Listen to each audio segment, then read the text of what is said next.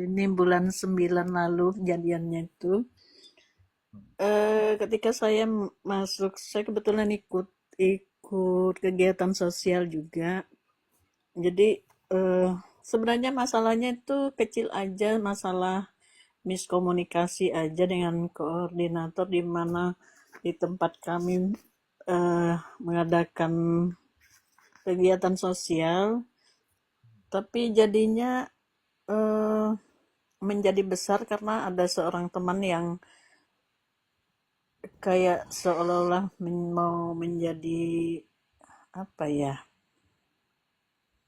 membuatnya menjadi besar. Sebenarnya hal yang sepele yang bisa diselesaikan, tapi waktu kejadian itu ada seorang teman juga yang telepon langsung bilang, eh Bu, Ibu jangan lihat WA grup ya supaya tidak terpancing emosi. Ibu diam aja, Ibu berdoa. Dia bilang, Ibu minta maaf dan Ibu mengampuni.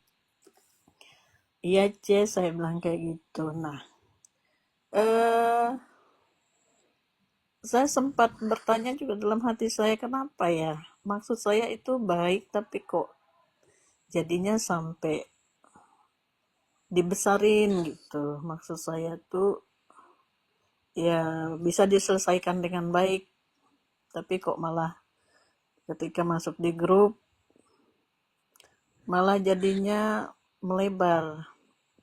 Nah, setelah 3 hari kemudian saya itu iseng-iseng buka lagi grup, baca lagi, jadi membuat saya itu jadi kepikiran lagi. Saya datang ke Tuhan, saya bilang, Tuhan, Engkau tahu hati saya. Itu aja doa saya saat itu, kok jadi mewek lagi ya. Nah, waktu itu saya bergumul dengan hati saya sendiri. Saya berpikir, aduh, si teman ini kok berkata begini, begini, begini ya. Nanti tanggapan teman yang lain di grup itu nanti gimana? Apakah saya harus eh, apa namanya, konfirmasi lagi ke mereka bahwa saya tidak seperti itu. Tapi waktu itu Tuhan katakan begini, untuk apa kamu memusingkan pendapat manusia sedangkan Tuhan melihat hati. Habis itu saya dikasih damai sejahtera. eh, saya tidak lagi memikirkan, tetapi besoknya saya itu masih memikirkan lagi hal yang sama itu. Akhirnya Roh Kudus tegur saya begini, kalau aku sudah menyelesaikan, kenapa kamu masih memikirkan? Jadi saya bilang, Tuhan ampuni saya. Baru saya disadarkan bahwa ketika kita datang ke Tuhan, Tuhan sudah menyelesaikan, kenapa kita masih memikirkan, sedangkan Tuhan itu sudah menyelesaikan. Di situ yang menyadarkan saya. Semoga ini menjadi eh, berkat juga bagi teman-teman yang lain yang mungkin kita menghadapi hari-hari, kadang ada aja hal yang membuat kita mungkin hampir masuk ke kepahitan atau sudah ke kepahitan. Tapi ketika kita datang kepada Tuhan, menyerahkan semua masalah kita kepada Tuhan tuh, kadang kita nggak sadar bahwa saat kita datang kepada Tuhan tuh sebenarnya Tuhan sudah menyelesaikan, cuman kitanya aja yang masih membawa masalah itu, nggak betul-betul meletakkan masalah saya alami. Ya, thank you Bu Mega. Makasih kok. Ya, sering sih kita udah doa, kita minta kekuatan daripada Tuhan, kita minta Tuhan memampukan kita untuk menghadapi masalah itu, kita percayakan kepada Tuhan. Selesai doa, kita ambil lagi masalah itu. Tadinya kita sudah menyerahkan kepada Tuhan, keluar dari ruang doa, kita ambil lagi masalah itu. Cara ambilnya gimana? Kita pikirkan lagi. Dan itu yang nggak sedikit orang-orang lakukan, teman-teman. Tapi ya yang Tuhan mau, ketika engkau sudah menyerahkan pergumulanmu, masalahmu, itu yang Tuhan katakan, serahkanlah segala kekhawatiranmu kepadaku. Aku akan memberikan kelegaan.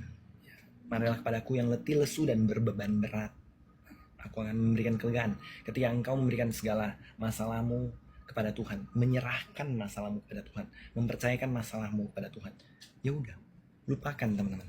Jangan diingat-ingat lagi. Kalau engkau ingat-ingat lagi, itu sama seperti tadi. Engkau keluar dari ruang doamu, tadi masalah sudah engkau kasih, keluar pintu doa, engkau ambil pulang lagi masalahmu. Jadi ya, datang dan pergi tidak ada bedanya, teman-teman. Itu yang terjadi. Tapi setelah engkau berdoa, ya udah, serahkan sama Tuhan, lupakan, teman-teman. Dan ini ada satu kunci persenjataan.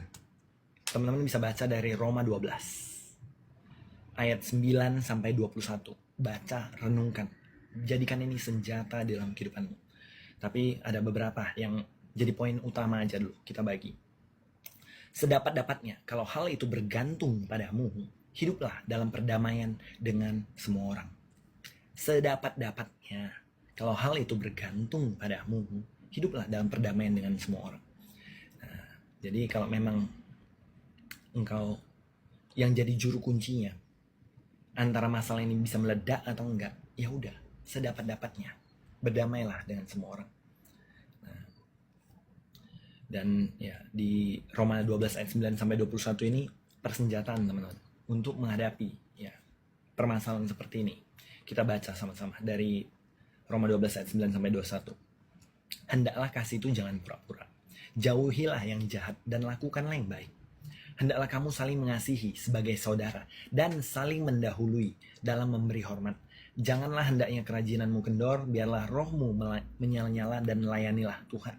Bersukacitalah dalam pengharapan, sabarlah dalam kesesakan, dan bertekunlah dalam doa. Bantulah dalam kekurangan orang-orang kudus dan usahakanlah dirimu untuk selalu memberi tumpangan. Berkatilah siapa yang menganiaya kamu, berkatilah dan jangan mengutuk. Bersukacitalah dengan orang yang bersukacita dan menangislah dengan orang yang menangis. Hendaklah kamu sehati sepikir dan hidupmu bersama. Janganlah kamu memikirkan perkara-perkara yang tinggi, tetapi arahkanlah dirimu kepada perkara-perkara yang sederhana. Janganlah menganggap dirimu pandai. Jangan membalas kejahatan dengan kejahatan. Lakukanlah apa yang baik bagi semua orang. Sedapat-dapatnya, kalau hal itu bergantung padamu, hiduplah dalam perdamaian dengan semua orang. Saudara-saudaraku yang kekasih, janganlah kamu sendiri menuntut pembalasan, tetapi berilah tempat kepada murka Allah.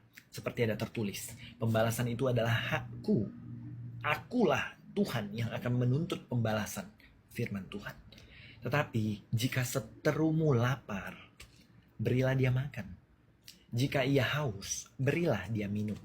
Dengan berbuat demikian, kamu menumpukkan bara api di atas kepalanya.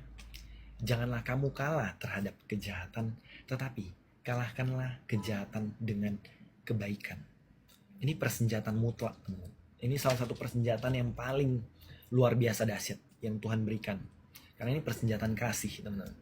Dan kalau engkau membaca, merenungkan setiap ayat ini, teman-teman, ada peremaannya masing-masing, teman-teman. Nah, ini PR buat engkau semuanya, baca, renungkan masing-masing. Engkau dapat apa, bagikan di media sosialmu, bagikan di VT-mu.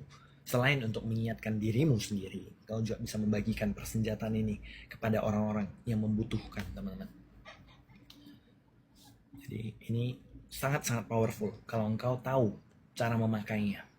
Ya, jadi baca, renungkan, teman-teman, supaya apa? Engkau mendapatkan pewahyuan masing-masing. Karena kalau diajarin terus, dikasih tahu semuanya, ya, nanti engkau tidak mau mengandalkan Roh Kudus, engkau tidak mau bergaul dengan Tuhan, maunya diberi doang, ya. Tapi ya, Tuhan memanggil setiap anak Tuhan, nggak melulu jadi konsumen, teman-teman. Tapi Tuhan mau kita jadi produsen, ya. Belajar dulu, memang belajar dulu, karena ya mungkin hari ini engkau mendengar firman Tuhan, one day engkau yang akan Tuhan pakai untuk membangun kehidupan orang lain. Tetapi ya memang pertama-tama bangun dulu kehidupan kita, karena nggak mungkin kita bisa membangun kehidupan orang lain kalau kita nggak pernah membangun kehidupan kita, teman-teman. Membangun mereka, menguatkan mereka untuk mengenal Tuhan yang benar, Tuhan Yesus Kristus yang hidup dan yang berkuasa. Dan supaya mereka mengalami kemenangan demi kemenangan, mengalami Tuhan itu hidup, Tuhan itu dahsyat loh, Tuhan itu berkuasa loh. Nah, jadi itulah tugas kita, teman-teman. Demikian, terima kasih yang sudah bersaksi, terima kasih yang sudah bertanya